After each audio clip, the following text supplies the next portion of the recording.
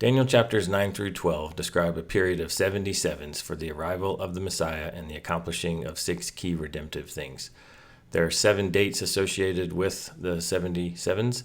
2 of the dates are associated with the first 69, and the other 5 dates are associated with the 70th 7. Some background.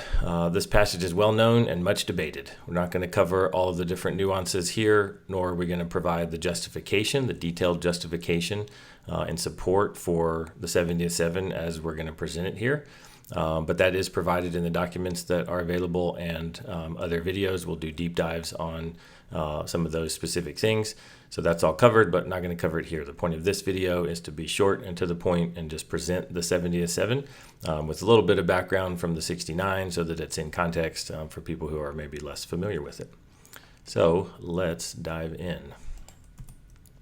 So this first 69 sevens are said to be measured from the time a decree goes out to restore and rebuild Jerusalem to the time that Messiah arrives. And so we have a start and we have an end.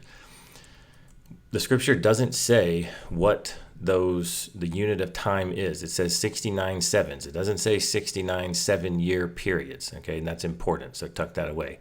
But we can explore different dates and different time periods and try to see what works. Turns out if we check the unit of time being 1 year, meaning a 7 is a 7-year block, and we want to get 69 of those.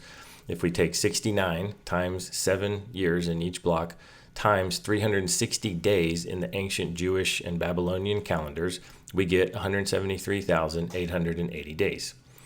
If we take the decree as March 5th, 444 BC, there are several options, but again, we cover in detail elsewhere. But a lot of scholarly support for that being the date that Daniel was talking about. And we just add 173,880 days. We count them from that day forward. Turns out we land exactly on Palm Sunday, March 29th, 33 AD, the day that Jesus rode into Jerusalem on a donkey. Certainly fits with the idea of the arrival of Messiah on that day. Again, this is not new. This part is well established. Lots of people have taught this and shown this for a number of years. Okay, where we're going to depart and start to show something that's new is the 70th 7.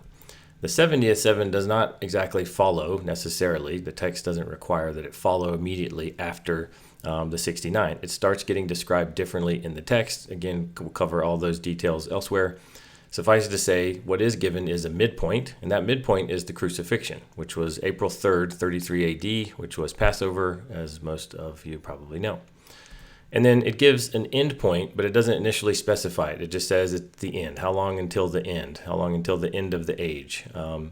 So we don't know exactly what that end point is. However, we know that it's associated with judgment. There is language about judgment and bad things happening. Desolations are decreed. So we know that the end is bad. It's not a good end, it's a bad end.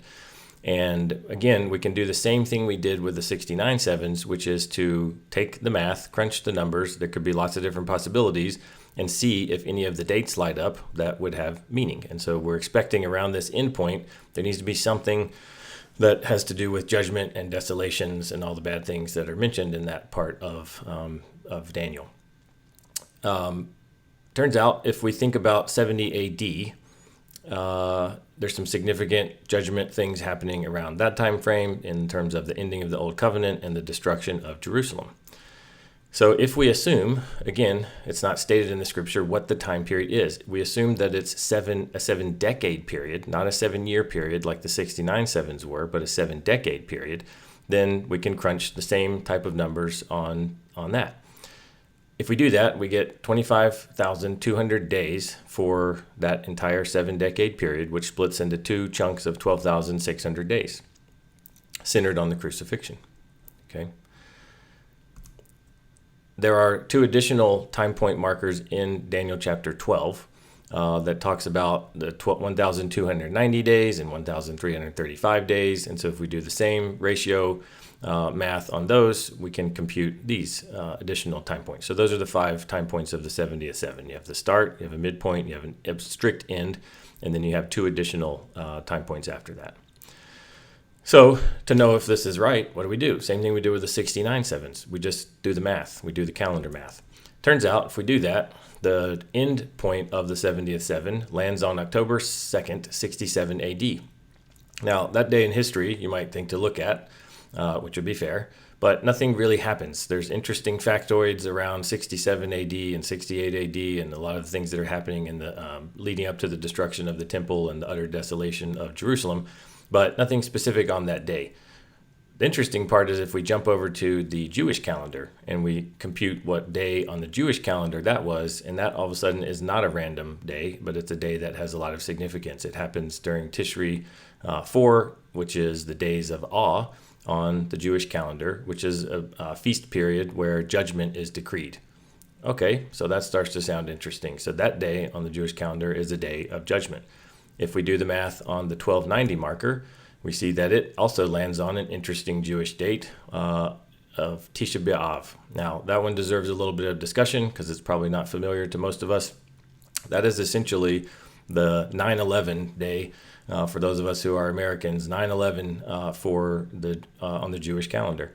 When this first temple was destroyed, okay, when this prophecy came to Daniel, he's literally sitting in Babylon and he's pondering the 70-year period of their judgment after the first temple was destroyed and all the exiles were carted off to Babylon. That first temple was destroyed on Tisha B'Av.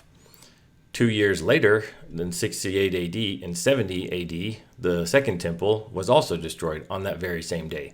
So that day has a lot of significance and is celebrated or mourned, really, a day of mourning and tragedy and desolation. That also seems to fit the context of Daniel and the 77s. If we go to the next date, turns out that date lands on Heshvan 17, which is the day of Noah's flood. You can actually go read that in Genesis. You don't have to look at external things to know what day that is. And it's the day that the floodwaters were broken up and the rains came. So it was the beginning of the flood, not the end of the flood, but it was the beginning of the flood. Why is that significant? Because Daniel's passage itself says the end will come like a flood. Desolations are decreed. War will continue. So that flood language is literally there. And we, again, computing the math, we land exactly on this day for the final time marker. So now we say, well, that's really interesting, but there definitely seems to be a pattern here. What about these other 3 dates that we haven't really looked at? We know that Palm Sunday is a day of significance, but that's a Christian theme day, right? That's not a Jewish holiday. Palm Sunday, it is the day that Jesus rode into town on a donkey. So if we do the conversion, look up that date on the Jewish calendar, turns out it is Lamb Selection Day. Lamb Selection Day, 4 days prior to Passover, is when the lamb was chosen that was going to be sacrificed 4 days later on Passover. That also seems to fit. Now we say, okay, we got 5 dates out of the 5 that we've checked. What about these other 2? We knew the decree was the starting point, but if we go and say, well, let's see what that date is on the Jewish calendar. Turns out it's also a significant holiday and feast day, and it's the day for the new year for kings, when a new era begins. So we start to see this pattern is really making sense. The 69 sevens are the red carpet rolled out for the arrival of Jesus. The decree day itself is the new year for kings, when the new era of a new king begins. So it's all making sense. Then we come to the final one, though, and say, well, Daniel doesn't really give anything specific to the first date of the 70th seven, but at this point, we should expect that it's probably going to be something pretty cool. Turns out it is none other than October 4th, 3 BC, which is a date within an acceptable time period for Jesus's birth. That's a range or window that a lot of scholarly support for that, for the incarnation happening during that period.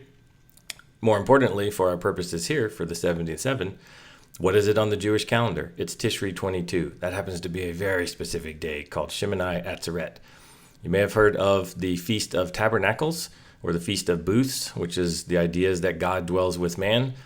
He tabernacled among us, the Word made flesh and made his dwelling among us. But specifically, this is the 8th day of that feast. The first 7 days are celebrating God with us, and it is the Feast of Tabernacles. But the 8th day is the most special day. That is a day of intimacy and fellowship. And the way that it was taught and described was that God said, stay with me just one more day after the 7 days of the feast. Stay with me one more day for fellowship and intimacy. And so that day falls on the incarnation. Again, these dates are computed. We didn't pick these dates and say, oh, that date is nearby and has some interesting meaning.